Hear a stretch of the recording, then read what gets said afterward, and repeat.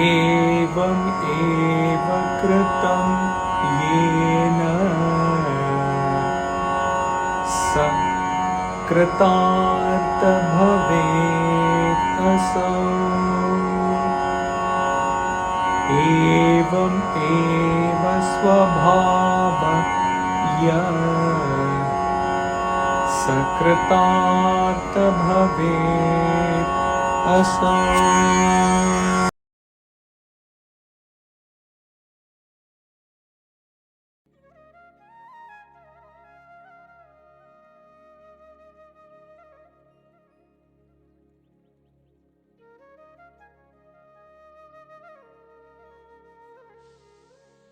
Blessed is the man who has accomplished this. Blessed is he who thus fulfills himself by his nature divine.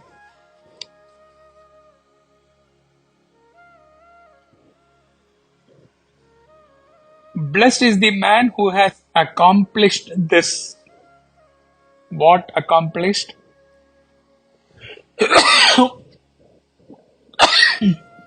It includes many accomplishments described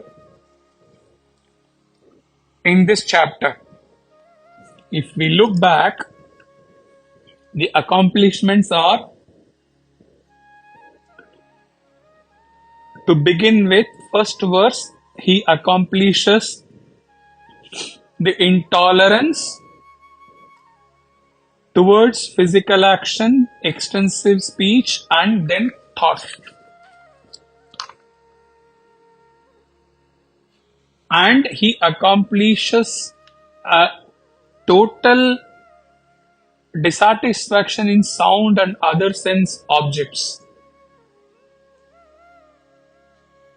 And he accomplishes a mind freed from distractions and rendered single pointed, as per the second verse.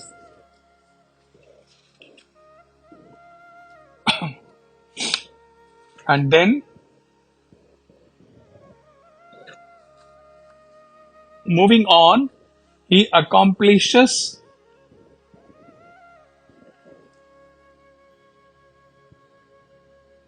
a state finding nothing acceptable or nothing rejectable, and having neither joy nor sorrow, as per the fourth verse.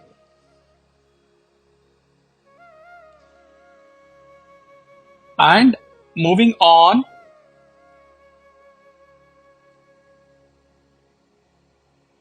any stage of life or negation of it, meditation, control of mental functions, realizing all these as cause of distraction in him. This is accomplishes through the fifth verse. And then,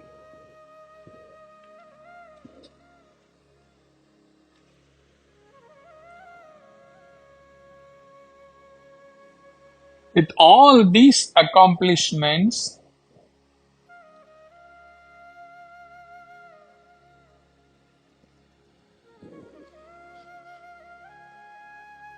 he says,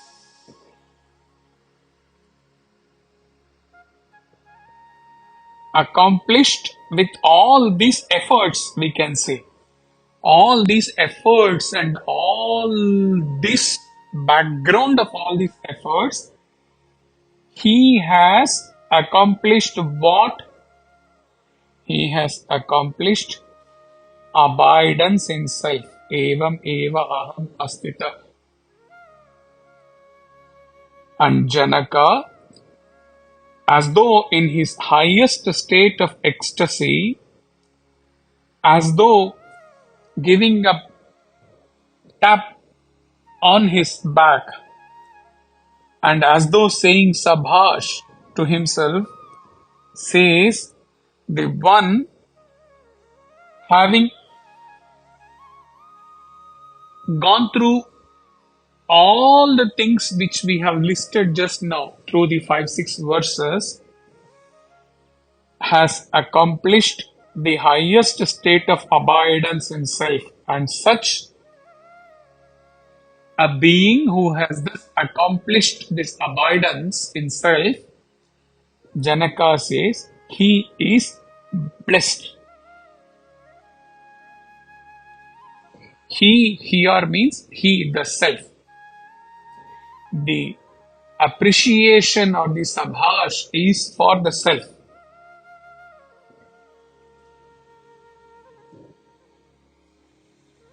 And about this blessing, the sage from Anandakutir writes exactly under the title, Jivan Mukta is a blessing for the world. He writes, a Jivan Mukta is a sustainer of the world. He is a source of perpetual inspiration. He is an embodiment through which the divine grace is transmitted to the unregenerated men. Like flowers that bloom to scent and purify the air around, great souls like Sadashiva Brahman, Yajnavalkya spring up in the world to gladden men's heart and to lead them to immortality and perfection. The Jivan Mukta, like unto holy waters, purifies others by mere sight, mere touch, and utterance of his name. Sometimes he remains unnoticed. Sometimes he becomes known to those people who desire welfare. A Jivan Mukta is a saint, a saint is the ultimate source of knowledge of the soul. Satsang with a Jivan Mukta, even for a minute, is much better than rulership of a kingdom. His very presence is thrilling and inspiring. Seek his company and evolve. Serve him with faith and devotion. These are all the words of Shivanandaji Maharaj on how a Jivan Mukta is a blessing for the world. However, it is an irony that in today's world, most of the times or many times, a Jivan Mukta is unnoticed, as the sage has written. He wrote sometimes, but now in this present day, many times he is unnoticed. Mostly he is unnoticed. He means nothing for the world.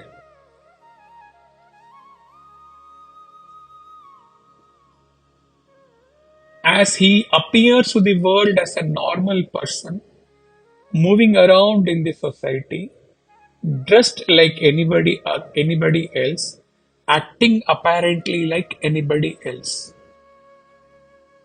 For the world to say we are blessed to have him, perhaps he has to necessarily wear an orange robe of a sannyasi, or he has to have a backup of wealthy section of the society, or he has to be promoted as if he is a product by some people.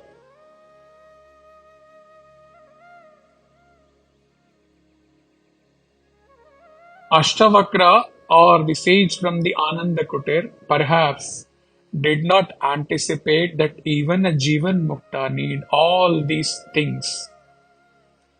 Promotion or backup by wealthy section, or necessarily have to leave the world and become a sannyasi, etc. They did not think perhaps that he needs all of these background to be revered as a blessing for the world. Now coming to the second part. The second part of the verse says, "Blessed is he who thus fulfills himself by his nature divine." Very few are those who, without too much efforts, without going through too much struggle, realize self in the silence of their meditation as their own pure divine nature. This blessed second part of the blessed about those who have fulfilled themselves by their divine nature, this blessing remains unchanged with the changing world, changing centuries, changing yugas, because here it is not about the world noticing him or world being blessed by them, but it is about their realizing self as their own innate divine nature.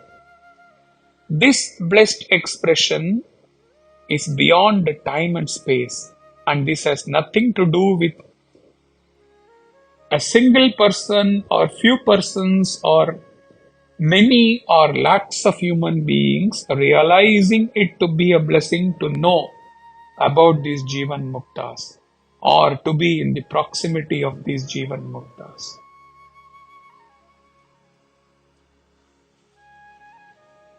Now,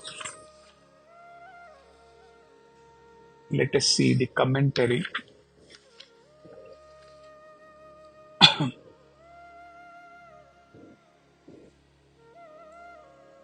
When through sadhana, a seeker comes to a stage when sadhanas drop off in his own achieved experience of the infinite self, he is a unique individual who, though bodily lives amidst us, has already become the universal reality.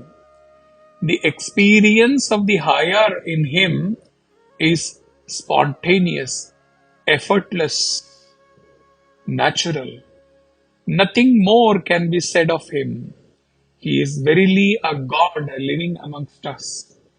He alone is the blessed one. He alone is the blessed one. Acharya repeat this line 2 times to end his discourse on his writing on this verse. With this, chapter 12, titled Alone, How to Abide in Self, comes to an end. Hari Om Tat Sat.